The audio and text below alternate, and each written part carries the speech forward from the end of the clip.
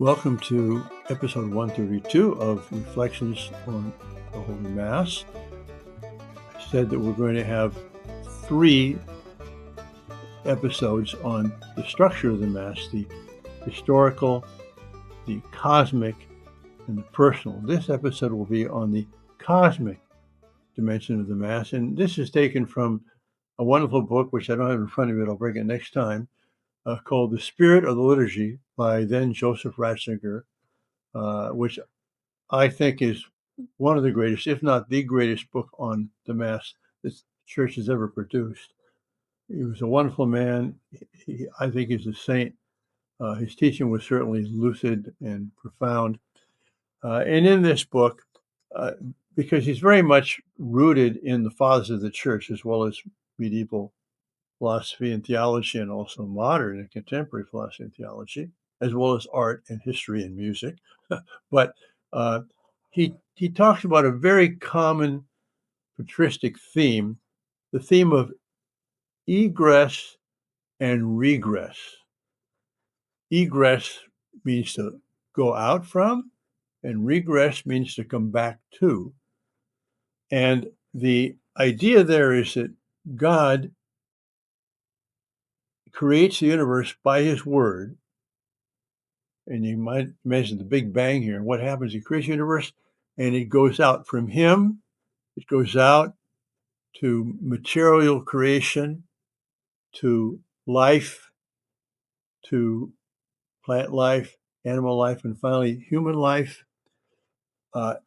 And you can see this as a egress, a progression, an emanation, not an emanation in the sense it's part of God, but a creation which moves out from God into nothingness and goes further and further away from God in a sense. And then man, having freedom, turns away from God and goes further from God than material, plant, animal, rational. It goes into sinfulness. So that's the egress. That's the going out from God. And then God comes into the world, and not just in the world, but in certain sense under the world, as Chesterton says, born in a cave underground, goes into man in man's sinfulness, in man's less than human, below human, subhuman reality. And the Word of God, Jesus Christ, man, goes out to the very edges, the peripheries, if you will, of the cosmos to do what? To bring it all back. And so he's the turning point. Jesus is the turning point, which brings sinful man back into union with God, and with him all creation. And so the whole of creation is meant to come back to God through Christ. And that is why the Mass has the cosmic dimension. It's not just a historical event, it's an event of the cosmos in which God, who created all,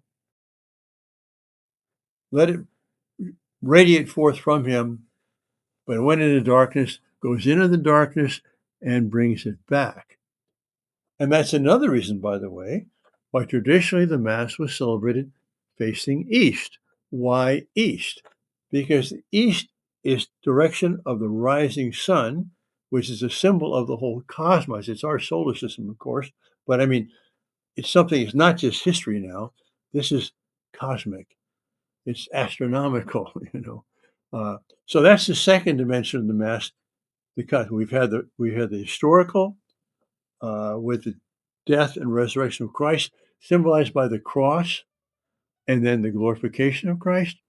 Now the cosmic, which is the universe egressing from God, and through Christ in the Mass, all being brought back to God through Christ in the Mass. Next time we'll talk about the personal dimension of the Mass.